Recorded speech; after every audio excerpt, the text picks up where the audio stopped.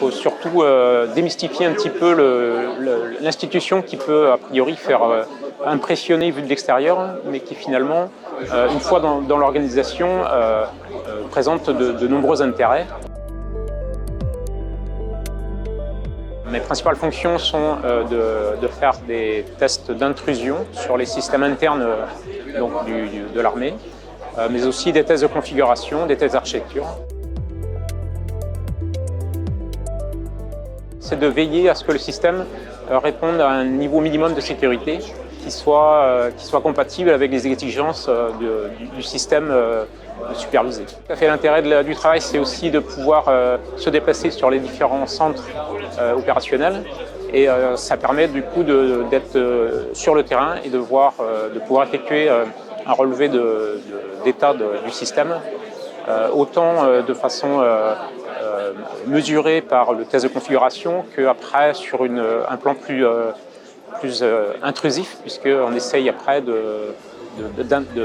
d'interagir avec le système et de s'introduire dans le système pour pouvoir déceler des failles qui n'auraient pas été vues jusqu'alors.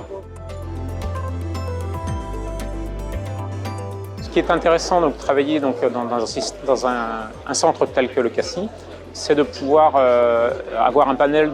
une couverture fonctionnelle et technique très importante. Il y a de nombreux apports, de nombreuses connaissances à maîtriser, mais du coup ça permet toujours de pouvoir travailler sur un sujet techniquement intéressant. L'autre dimension importante aussi, c'est de pouvoir, le fait de se déplacer sur les centres opérationnels, c'est de pouvoir rencontrer des gens et aussi d'étoffer sa relation humaine avec les gens du ministère. L'intérêt supplémentaire pour certaines personnes, c'était justement de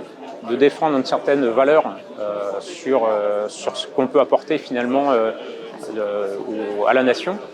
et de travailler au ministère des Armées permettait justement de répondre à des curiosités intellectuelles propres à soi, mais aussi finalement quelque part à se sentir fier de pouvoir opérer pour l'État et pour la nation. Pour les gens qui seraient intéressés à travailler au ministère des Armées, il faut surtout démystifier un petit peu l'institution qui peut a priori faire impressionner vu de l'extérieur, mais qui finalement, une fois dans l'organisation, présente de nombreux intérêts, et du coup ça peut encourager, si ça peut encourager de nouvelles personnes à intégrer le ministère, en fait on y gagnera tous.